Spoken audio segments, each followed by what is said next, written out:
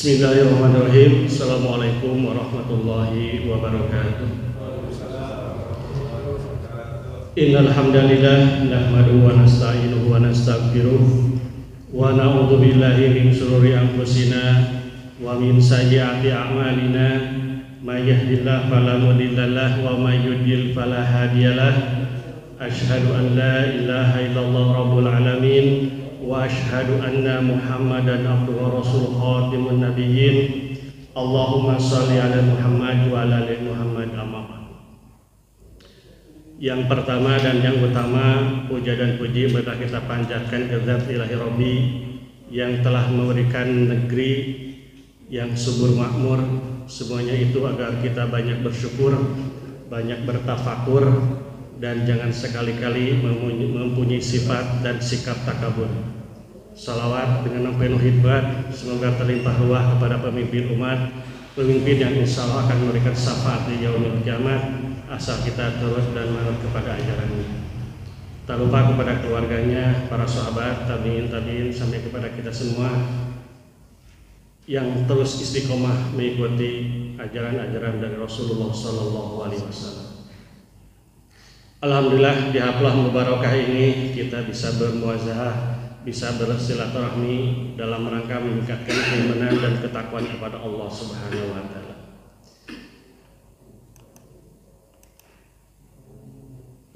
Insya Allah pada malam hari ini saya akan mencoba mengingatkan kembali, bercermin diri atau refleksi diri. Wabil khusus ini mengingatkan kepada diri saya secara pribadi. Artinya usia kita terus bertambah, tapi kadang-kala kita sering terlupakan. Kita sebagai manusia diciptakan oleh Allah untuk apa? Kemudian targetannya untuk apa? Jadi ini muhasabah diri, introspeksi diri. Mungkin saja ini sering terlupakan. Ini sebetulnya cocok untuk di parenting, pernah saya sampaikan. Ini mengingatkan kembali kita semua sebagai anak, mau tidak mau, meskipun usia kita sudah cukup berumur, tapi status kita masih anak, karena kita masih mempunyai orang tua kita masing-masing. Berbicara masalah perjalanan anak manusia, kita start dari awal saja. Ketika kita mulai dari proses sampai nanti kita ke liang lahat, apa sebetulnya tahapan-tahapan yang harus kita laksanakan, yang harus kita kerjakan. Andai kata ini dipahami semua, insya Allah masjid akan penuh, kemaksiatan tidak akan ada, kesolehan akan terbina terus. Jadi ini ibarat kita, iman kita harus dicas. HP kita pasti lobet, iman juga harus. Tempat untuk mengecas adalah majelis ilmu. Inilah salah satunya. Berbicara masalah perjalanan manusia diawali ketika ada pertemuan dua buah sel dari orang tua kita. Laki-laki membawa sel sperma, perempuan atau ibu kita adalah sel telur. Asalnya tidak ada, kemudian menjadi ada. Nah, pertanyaannya, siapa yang mempertemukan dua sel itu? Mungkinkah sel itu akan bergerak sendiri? Tidak mungkin. Pasti akan ada yang menggerakkannya. Nah, disinilah hakikatnya yang menggerakkan adalah Allah Subhanahu wa taala, Sang Maha Pencipta. Asalnya satu sel, kemudian menjadi terbelah menjadi dua, itu atas kudrat dan iradat Sang Maha Pencipta, arsitek manusia yang menguasai seluruh jagat raya. Tidak ada lagi arsitek yang paling ulung selain Allah Subhanahu wa taala, dan tidak ada kata meleset. Begitupun dengan sel-sel tadi, kemudian sel itu terus bertambah, terus membelah. Perubahannya yang luar biasa. Secara kasat mata kita tidak bisa melihat. Belahan sel-sel ini terus bergerak bergerak, dan membentuk suatu yang bentuknya belum sempurna. Kemudian Allah Subhanahu wa Ta'ala menyempurnakannya. Kesempurnaan hanya milik Allah Subhanahu wa Ta'ala. Manusia tidak apa-apanya.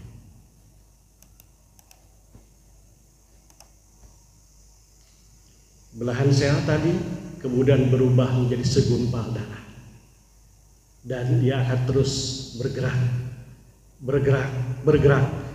bersamaan dengan berjalannya waktu. Inilah asal kita, perjalanan anak manusia yang bertebaran di muka bumi ini. Nah, setelah itu sel mulai tampak bentuknya. Inilah yang akan diperlihatkan oleh Allah Subhanahu wa Ta'ala. Allah akan mempertontonkan akan kekuasaannya.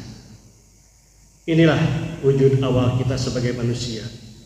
Manusia yang berada di dalam rahim seorang wanita, ibu kita masing-masing. Makanya kita harus banyak menghormati, menghargai ibumu 3 kali baru ayah. Masihkah kita berani untuk berkata kasar kepada ibu kita masing-masing? Naudzubillah, pasti kita tidak akan ada seperti itu. Anak manusia nyaman di dalam rahim ibunya dan menikmati alamnya.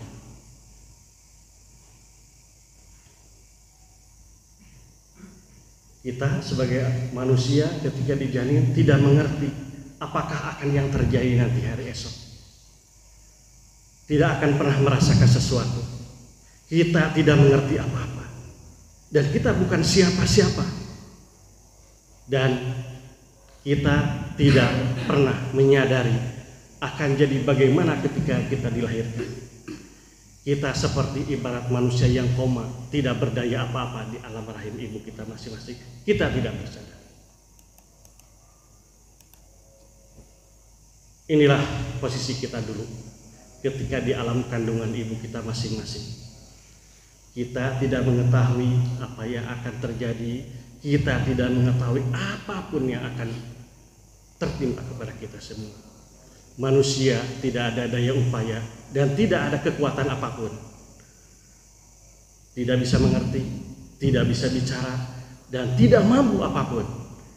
Disinilah Allah Subhanahu wa Ta'ala memberikan kesaksian dengan nafur ruh, ditiupkannya ruh kepada jasad anak manusia.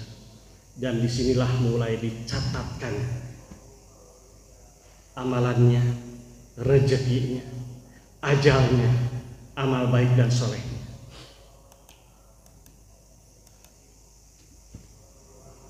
Inilah alam penantian manusia. Penantian untuk mengerti dan untuk paham apa yang akan selanjutnya terjadi. Manusia tetap dalam genggaman Allah Subhanahu wa Ta'ala. Manusia posisi seperti itu antara hidup atau mati dan belum mengetahui apa yang akan terjadi selanjutnya. Kita masih ada di alam rahim ibu kita masing-masing.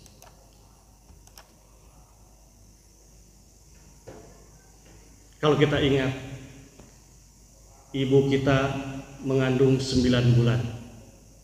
Selama 9 bulan kita ada di kandungan ibu kita masing-masing.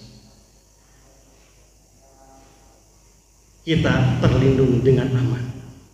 Kita bisa main sepuasnya tanpa merasa sakit, tanpa merasa segala sesuatu yang mengenakan.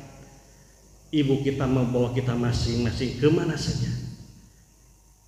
Lagi sibuk, lagi bekerja, lagi santai, aktivitas, kita tetap dibawa terus oleh ibu kita masing-masing. Dan kita sebagai makhluk yang lemah tidak ada apa. Dulu kita ketika masih janin, kita sebagai makhluk yang tidak berdaya, yang masih membutuhkan pertolongan orang lain. Kita makan dari saripati yang mengalir lewat ibu kita masing-masing. Ibu kita sulit untuk berjalan, ibu kita sulit untuk bernapas, dan tidur pun akan sulit. Masihkah kita melukai manusia rentak seperti ibu kita masing-masing? Masihkah kita tidak mau berbakti kepada ibu kita masing-masing? Jawabannya ada di dalam hati kita pribadi masing-masing. Ketika kita sebagai anak manusia menghirup pertama kali oksigen setelah 9 bulan ada di perut ibu kita masing-masing, ketika kita dilahirkan, bro, oa, disitulah sudah mulai siklus bertambah. Mulailah berubah dari perubahan alam yang drastis. Yang dulu kita ada di dalam alam yang penuh kedamaian, berubah menjadi alam yang penuh tantangan hidup di dunia ini. Banyak intrik kosong, banyak kebohongan, banyak kepalsuan, banyak penipuan, saling membunuh, saling mencaci, saling memaki, saling berbohong, kemudian saling berkongsi, dan timbullah fitnah yang merajalela. Itulah fitnah-fitnah di alam dunia yang fana ini. Kita ingat ketika waktu anak-anak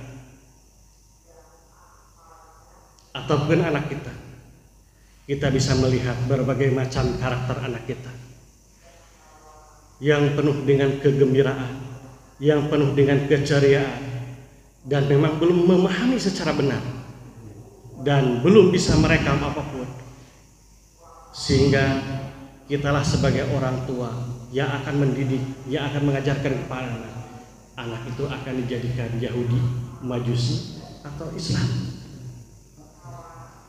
Anak kita akan terus diinstal, akan terus di-upgrade. Ini kembali lagi kepada kita, tugas sebagai manusia, sebagai orang tua. Anak penuh harapan, menatap masa depan penuh ketulusan dan kejujuran. Namun hal tersebut akan berubah dengan berjalannya lingkungan yang tidak jelas. Apalagi kita sebagai orang tua tidak membatasi anak, tidak mendampingi anak, dan tidak menjelaskan ini yang hak, ini yang batil. Akhirnya banyak sekali anak-anak yang jauh panggang dari api, yang jauh dari norma-norma agama.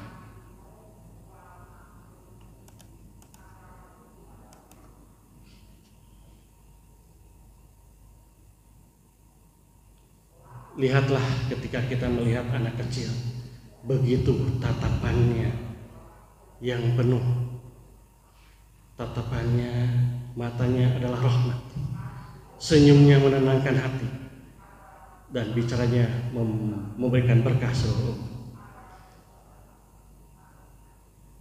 Kesenangan, keenjoyan anak, semua ini hanya sebatas fata morgana belaka kalau kita tidak bisa mendampinginya sebagai orang tua, sebagai pemimpin, kemudian sebagai imam. Itulah tugas dan fungsi kita sebagai orang tua untuk mendidik anak kita masing-masing. Langkahkan kakinya, ajarilah anak untuk lebih mendekatkan kepada hal-hal yang positif. Dampingi anak untuk datang ke majelis-majelis ilmu, datang ke masjid, dan disitulah diajak dialog. Karena kalau berbicara masalah mendidik anak, kalau diberikan contoh hanya sebagai lisan, tidak dengan tindakan, itu tidak akan terjadi. Hanya sebatas teori saja. Coba lihat keceriaan anak-anak. Kalau kita anak-anak tidak diarahkan, anak-anak tidak dibina, tidak dibimbing, kejadiannya anak akan melawan terus kepada orang tua.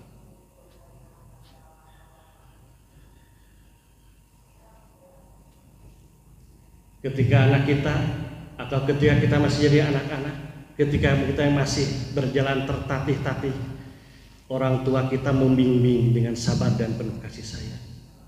Mungkin kita juga pernah mengajari kepada anak. Inilah salah satu bukti kasih sayang orang tua kepada diri kita. Pertanyaannya, orang tua yang begitu kasih sayang kepada anaknya, ada terjadi anak yang membentak kepada orang tuanya, berkata kasar kepada orang tuanya. Kalau kita perhatikan, kalau kita camkan, itu salah satunya adalah andil dari kita sebagai orang tua yang tidak mendidik secara full 100%. Orang tua harus kita sayangi, orang tua harus kita hormati. Tetaplah jaga masa depan anak-anak kita. Karena tantangan di depan kita sangatlah dahsyat. Apalagi dunia sekarang, dunia yang penuh persaingan, dunia yang penuh dengan fitnah-fitnah. Kalau kita tidak bisa menjelaskan, kalau kita tidak bisa mendampingi anak, naudzubillahi min dzalik, akan terjadi hal-hal yang tidak diinginkan. Kata kuncinya adalah genggam eratlah dalam hatimu. Kita sebagai orang tua, kita sebagai anak, marilah kita laksanakan ketika kita diberikan amanah oleh Allah Subhanahu wa taala. Betapa banyak orang yang menginginkan mempunyai anak, tetapi ketika kita sudah mempunyai anak, itu disia-siakan. Kasih sayang di antara saudara kita laksanakan. Kasih sayang di antara orang tua kita terapkan. Insya Allah segala sesuatu akan membantu dan membina pada kita semua. Waktu terus berjalan, kesuksesan akan menimpa kita. Kesuksesan akan membarengi kita. Kalau itu sukses dalam ukuran dunia. Ayah kita akan membimbing untuk terus berkembang. Ibu kita dengan sabarnya akan mendampingi dan akan menjelaskan dengan penuh kelembutan. Ibu kita tidak pernah kenal lelah untuk menggiring kita kepada keberhasilan. Kita bisa duduk barang di sini, kita bisa hidup di komplek Gria Winaya, kita bisa kerja, kita bisa makan, bisa minum dengan nyaman, dengan mapan. Semuanya itu adalah salah satunya adalah ada jerih payah dari orang tua kita. Terutama ini bisa kita lihat betapa beratnya tugas dan fungsi ibu. Jangan sia-siakan ibu kita selagi kita masih hayat di kandungan. Flashback ke belakang, dunia anak, dunia yang penuh menyenangkan, dunia bermain. Kalau sekarang usia kita, mungkinkah waktu akan berubah? Waktu akan kembali? Tidak mungkin. Orang tua terus mendampingi kita. Ketika kita bermain, ketika kita jatuh, diobati. Ketika kita luka, diobati. Ketika kita lapar, disuapi. Ketika kita haus, diberikan minum. Balasannya apa kepada orang tua kita?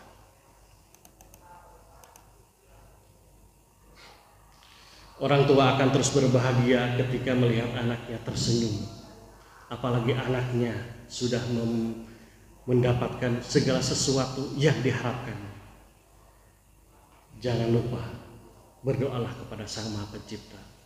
Usaha dari orang tua adalah atas izin dari Allah Subhanahu wa taala.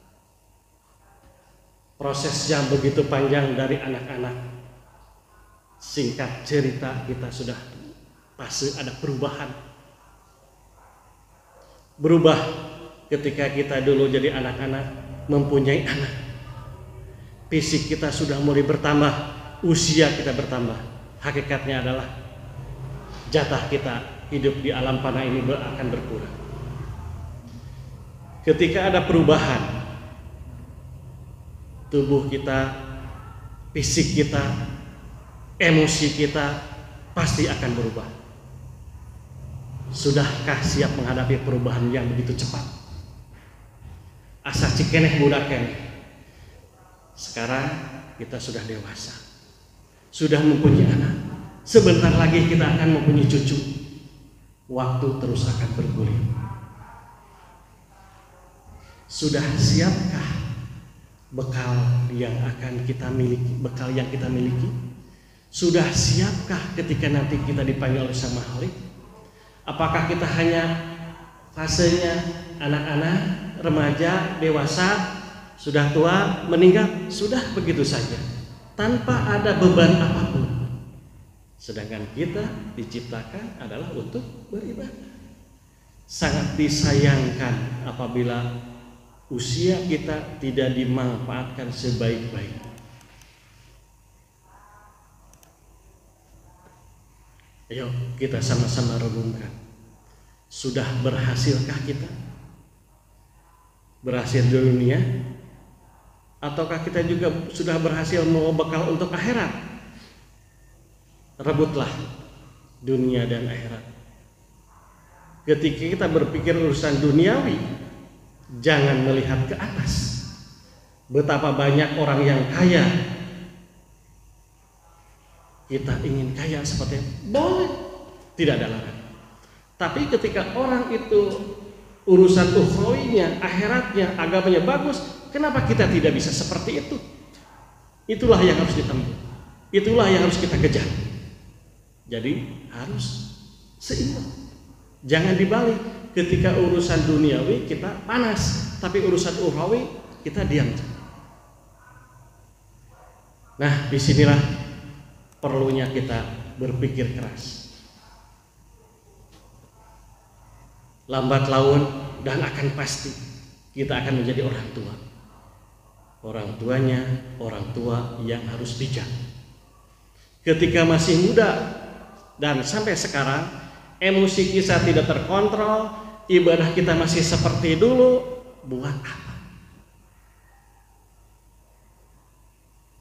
Ke masjid masih belang betul, berjamaah masih nanti,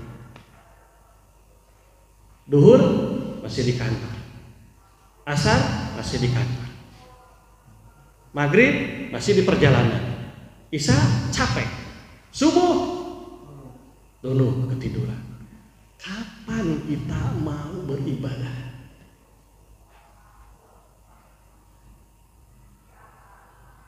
Kita diuntungkan, jarak tidak begitu jauh. Ketika para sahabat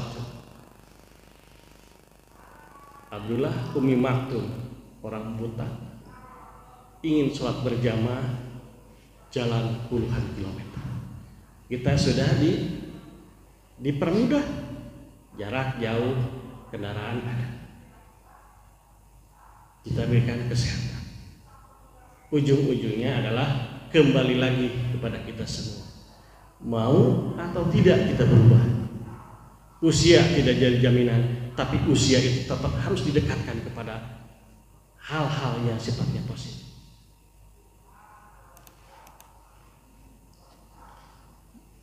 Jangan ragu, kita terus setiap saat, setiap kali kita minta kepada Sang Maha Pencipta. Ya Allah, dekatkanlah kepada ajaran.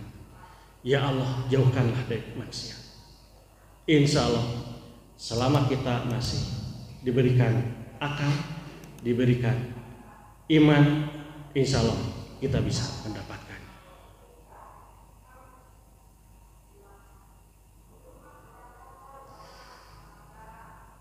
Sangat disayangkan ketika usia terus bertambah, usia lanjut, tapi amalan-amalan kita masih seperti dulu ketika anak-anak. Ibadah itu hanya gugur kewajiban, hanya selesai melaksanakan, tapi pahalanya kita tidak mendapatkan. Inilah bahan ilustrasi buat kita semua. Tidak terasa, coba hitung nanti kita 1 tahun, 2 tahun, 3 tahun. Perubahan fisik kita akan terus bertambah. Usia bertambah, tapi kekuatan fisik kita akan berkurang. Ujung-ujungnya adalah kita akan tua juga, kalaupun itu umurnya panjang. Fisik kita akan terus semakin lemah, kita tidak akan terus kuat. Sekarang kita masih bisa kuat naik motor puluhan kilometer. Berapa tahun kemudian fisik kita akan Ketika saya dulu masih muda, masih kuat naik motor Bandung ke Bumen. Sekarang boro-boro ke Garut ke Canggu. Itulah sudah satu bahwa kenikmatan kita dikurangi oleh Allah Subhanahu wa taala. Fisik kita akan mulai lemah, bahkan jatuh sakit. Usia kita akan semakin rentan. Tetapi nafsu kita juga harus dikurangi. Nafsu syahwat dunia. Kita tidak bisa berjalan sendiri. Dulu kita enak menghirup oksigen. Ketika nanti oksigennya akan dikurangi oleh Allah Subhanahu wa taala, kita tidak bisa berjalan. Penyakit akan terus menggerogoti kita. Malaikat maut akan terus mengintai kita. Bukan berarti ada jaminan bahwa usia kita akan usia lanjut. Esok atau lusa mungkin sehabis kajian ini kita tidak akan ada di alam dunia ini.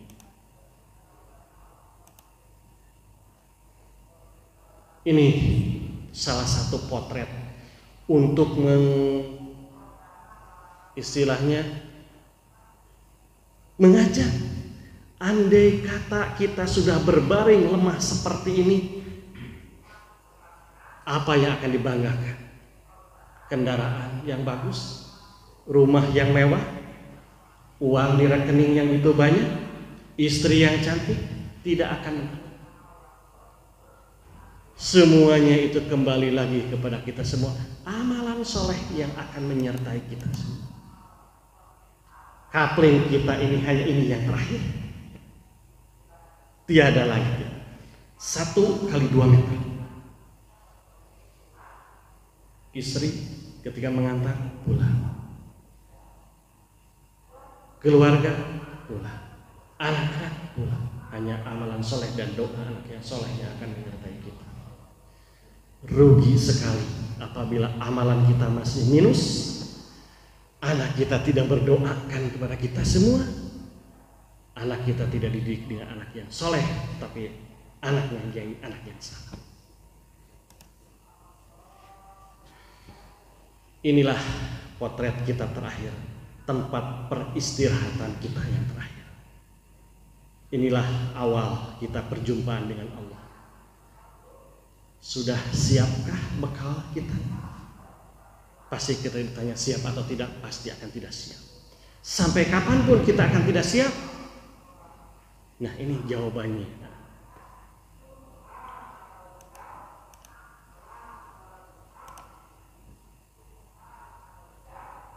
Marilah kita sama-sama bermuhasabah.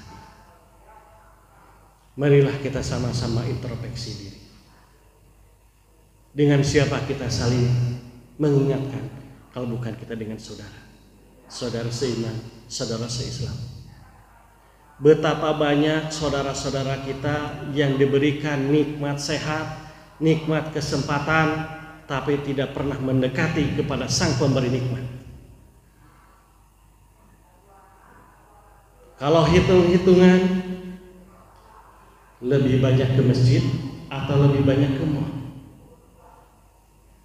Lebih banyak berjamaah atau lebih banyak munfaridnya?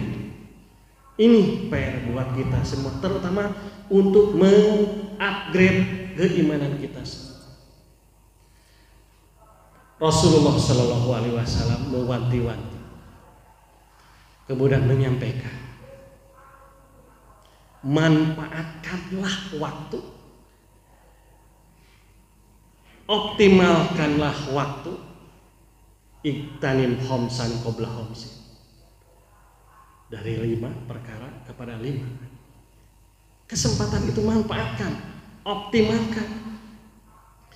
Yang pertama kata Rasulullah, hayataka qobla mautika. Manfaatkanlah, optimalkanlah ketika kita masih hidup, masih diberikan napas. Andai kata kita sudah seperti ini, nangkarak banget, kita tidak bisa beramal soleh lagi. Kita tidak bisa mendekatkan kepada Allah lagi. Sudah tertutup. Yang kedua, manfaatkanlah, optimalkanlah wasihatika qobla sakonika. ketika waktu sehat kita. Ketika kita sehat, karena ada nafsu amarah, emosi yang kita kejar. Pergi ke sana, naik gunung kuat, bepergian jauh kuat, tapi subuh tidak kuat ke masjid. Ada berandai-andai, nanti sajalah kalau sudah nanti sehat. Ketika diberikan sehat tidak. Ketika sakit apalagi. Justru merugilah orang yang nantilah kalau misalnya insya Allah ketika sakit pasti akan ingat ke masjid. Boro-boro ingat. Jadi manfaatkanlah ketika sehat sebelum waktu sakit. Yang selanjutnya wa parogoka qabla suglika. Jadi manfaatkanlah waktu senggang, optimalkanlah waktu senggang sebelum datang waktu sibuk. Sibuk dan senggang kita yang memanage waktu. Bisa atau tidak, sibuk bisa sibuk, senggang bisa disenggangkan. Salah satunya adalah Allahumma paksakan. Subuh tunduk pasti naluri manusia, apalagi kerja pulang malam. Kalau kita misalnya takut kesiangan, pasang alarm di HP. Takut kesiangan juga, ada pasangan kita untuk mengingatkan. Karena merugilah kalau orang yang sudah tidak memanfaatkan. Selanjutnya wasababaka qabla haramika. Manfaatkanlah, optimalkanlah usia ketika masih muda. Muda jangan hanya dilihat dari segi usia saja. Emosi kita ketika masih muda, emosi kita masih ketika terpacu, manfaatkan semangat giroh itu. Giroh untuk berbagi, memberi, dan untuk beraktivitas, untuk amar ma'ruf nahi munkar. Memang tantangannya cukup berat sekali.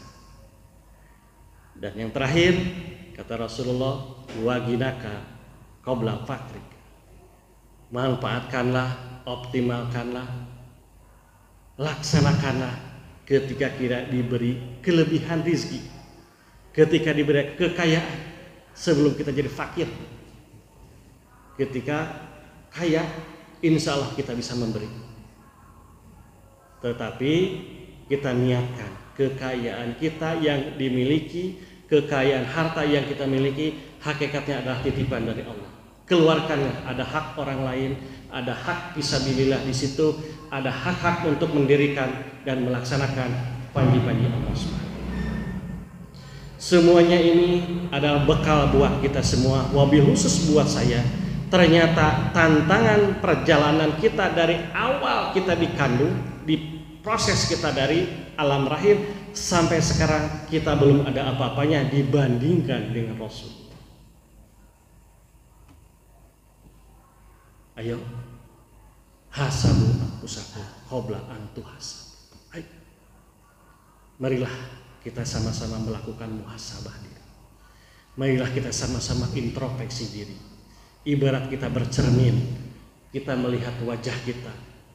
Wajah kita akan jelas seutuhnya. Mata kita, kulit kita sudah keriput, mata kita sudah mulai tidak jelas. Itu adalah cerminan diri kita sendiri. Ketika orang lain yang menilai pasti akan marah, tapi nilailah oleh diri kita sendiri. Insya Allah ini adalah untuk memotivasi buat kita semua yang benar dari Allah dan Rasulnya, yang salah saya secara pribadi. Kesimpulannya, marilah kita sama-sama untuk bermuhasabah diri. Marilah kita sama-sama untuk meningkatkan keimanan dan ketakwaan kepada Allah Subhanahu wa Ta'ala.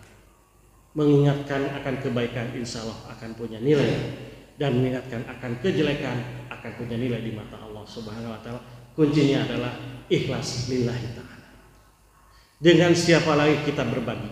Dengan siapa lagi kita akan mengingatkan? Kan bukan dengan saudara-saudara kita.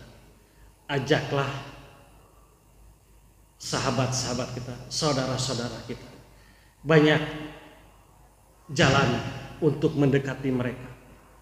Selama sulit ke masjid, kita yang mendatang.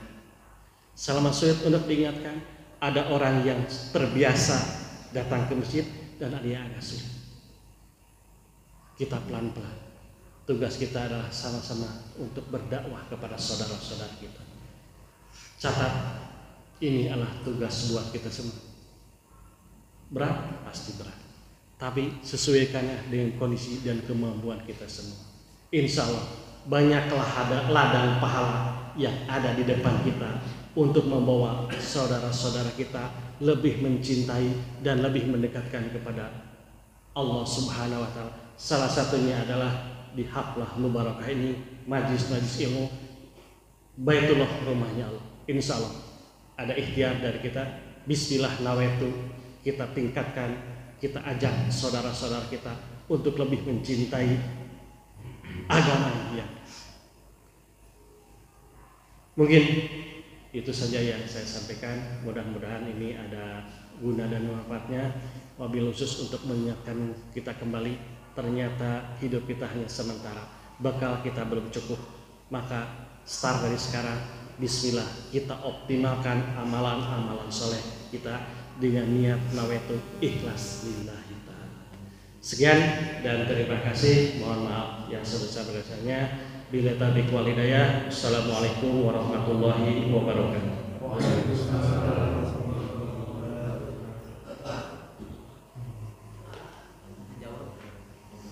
Itu teh bahasa Arabnya.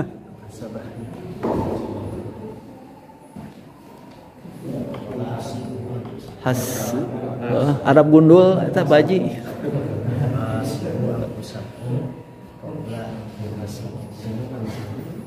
Artinya apa, Pak?